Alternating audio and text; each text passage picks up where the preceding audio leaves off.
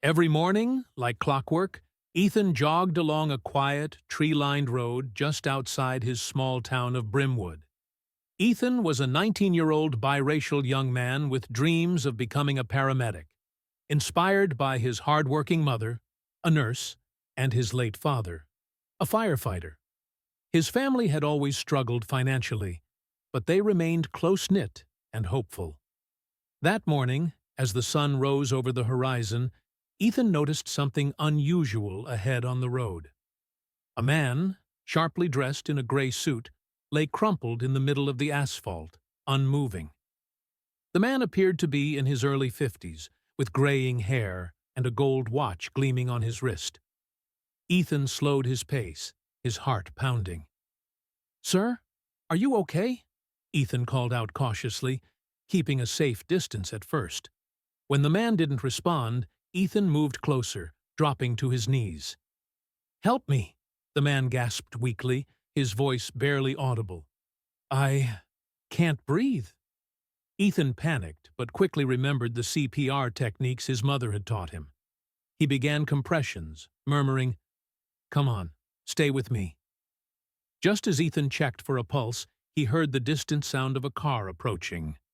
Relief washed over him, thinking help had arrived.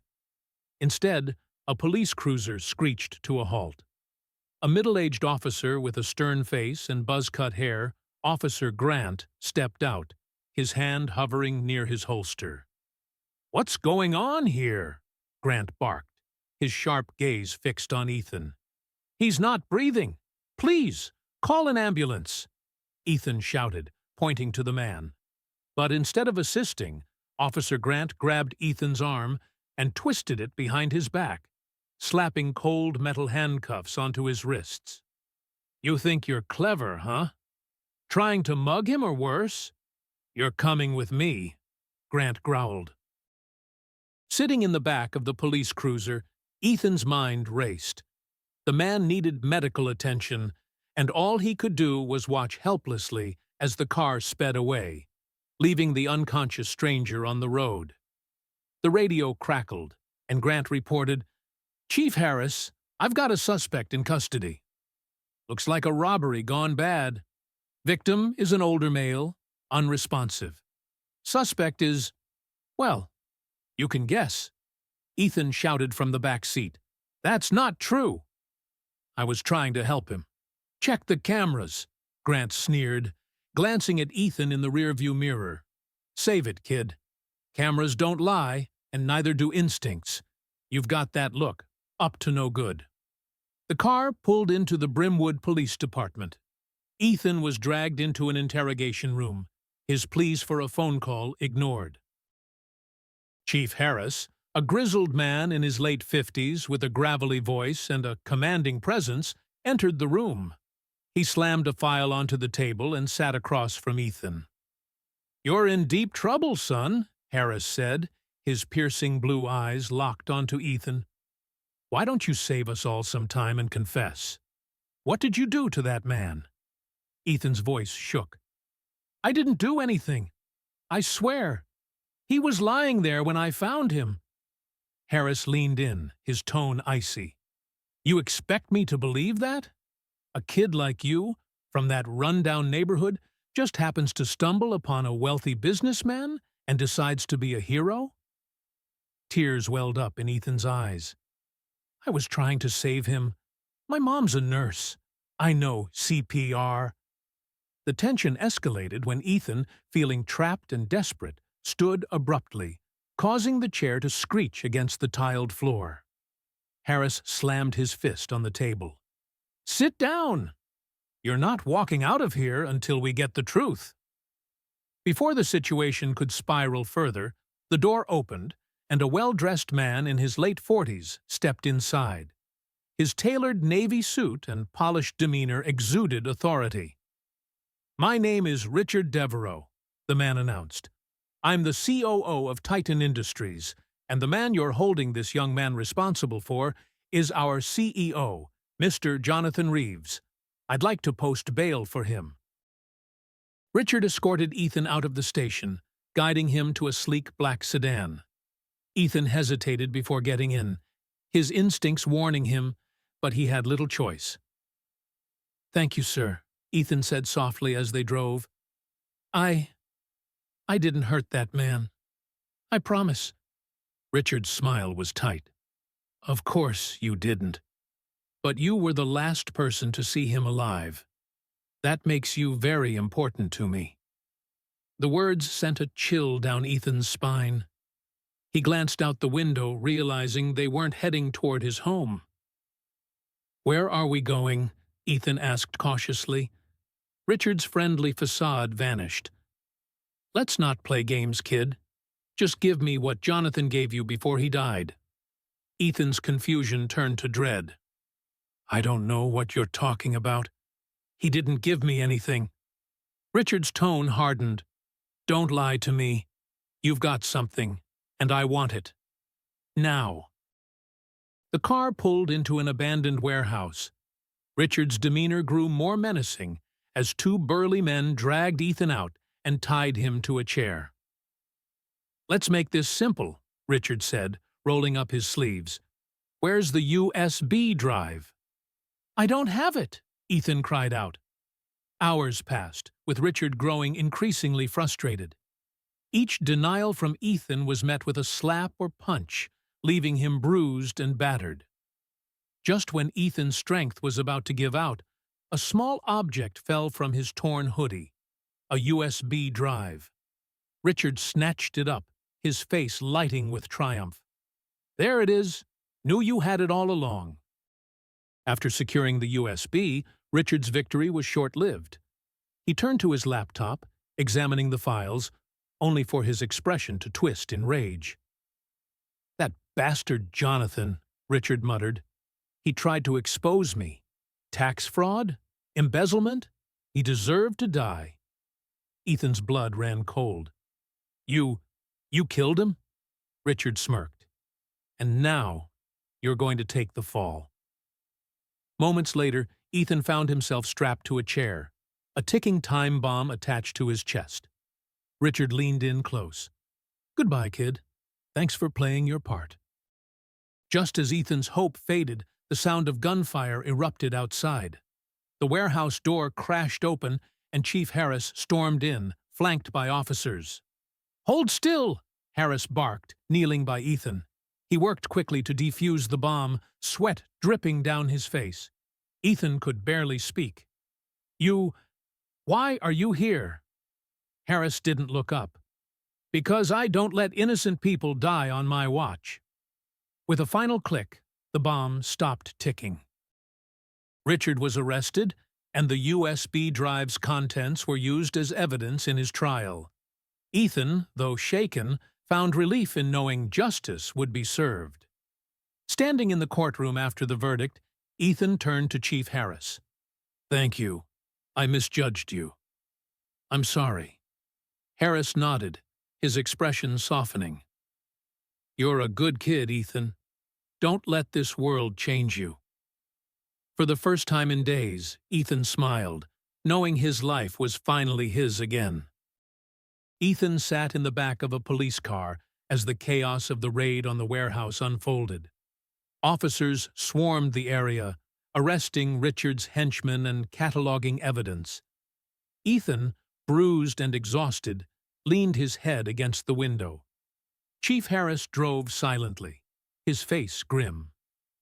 "Why did you save me?" Ethan finally asked, his voice hoarse. Harris glanced at him briefly. "Because doing the right thing doesn't depend on who you are, kid. Even if you didn't trust me, I knew you were innocent." Ethan didn't reply, but felt a flicker of gratitude. When they arrived at the station, Ethan was taken to a quiet room where a paramedic checked his injuries. Harris stepped out to make a call, leaving Ethan alone with his thoughts. He couldn't stop replaying the events in his mind. Richard's rage, the bomb, the USB. What was on that drive that had driven someone to murder and torture? The next day, Ethan was called back to the station to meet with Detective Olivia Warren, a tech-savvy officer in her 30s. she had been tasked with analyzing the USB drive. "Ethan," Olivia greeted him, her voice kind but firm. "I thought you might want to know what's on the drive." Ethan hesitated. "I don't know if I do. It almost got me killed." Olivia nodded but continued. "The files expose a massive corruption scheme. Tax fraud, embezzlement, illegal offshore accounts. It's all tied to Titan Industries. But it also includes details about Jonathan Reeves. He was planning to turn this over to the authorities before Richard poisoned him." Ethan's head spun. "So, Richard killed him because he didn't want to go down alone?" "Exactly," Olivia said. "But there's more. Jonathan didn't just stumble onto this. He was compiling these files because someone tipped him off. Someone inside Titan Industries." Ethan was released, but warned to be cautious. That evening, while walking home, a black sedan pulled up beside him. His heart raced, fearing Richard's associates had come for him, but the window rolled down to reveal a young woman in her late 20s. "Ethan, wait!" she called out. He froze. "Who are you?" The woman stepped out, extending her hand. "I'm Sophia Reeves, Jonathan's daughter. I've been looking for you." Ethan was wary, but didn't run. "Why?" Sophia explained. "My father trusted you. He must have slipped the USB to you because he thought you could help. And now, I want to help you." Ethan frowned. "I didn't even know your father. I was just trying to save him." "That's exactly why he trusted you," Sophia replied. "He believed in people who do the right thing no matter what. And you did." Sophia took Ethan to a small cafe where they sat in a corner booth away from prying eyes. She opened a sleek laptop and showed him a series of encrypted emails from her father. "These emails outline everything he discovered about Richard's crimes," Sophia explained. "But there's one problem. The files on the USB are incomplete. My father hid the rest somewhere, and without them, Richard's lawyers might find a way to reduce his sentence."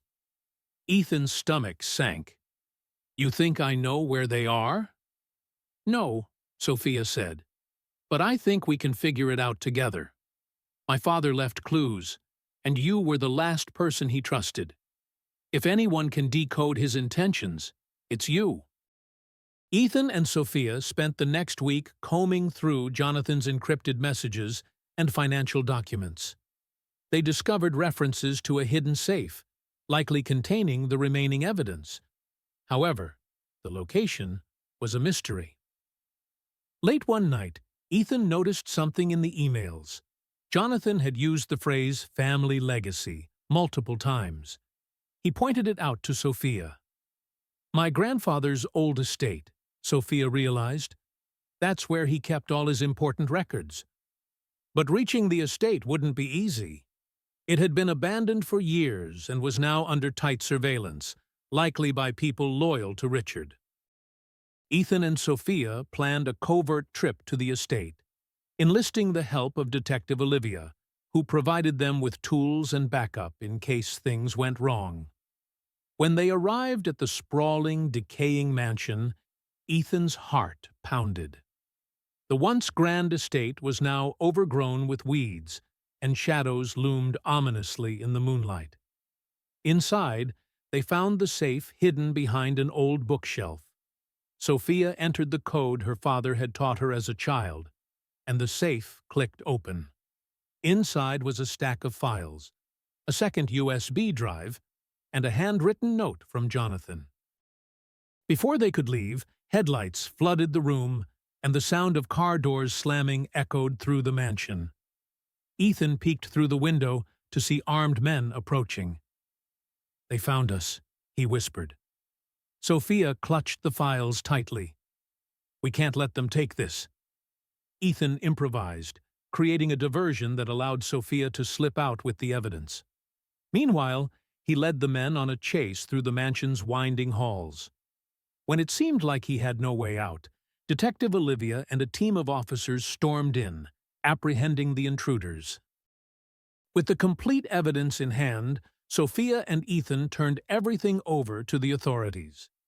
The documents revealed not only Richard's crimes, but also implicated several other high-ranking executives. The fallout led to the dismantling of Titan Industries' corrupt leadership. Ethan was hailed as a hero, though he downplayed his role.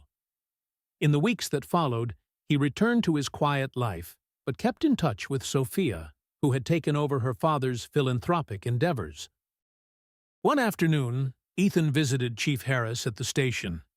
He extended his hand. "Thanks for everything," Ethan said. "I know we didn't start off on the right foot, but you proved me wrong." Harris smirked. "And you proved me wrong too, kid. Don't let this world wear you down." As Ethan walked out into the sunlight, he felt a sense of closure. He had faced danger, injustice, and fear, but he had come out stronger.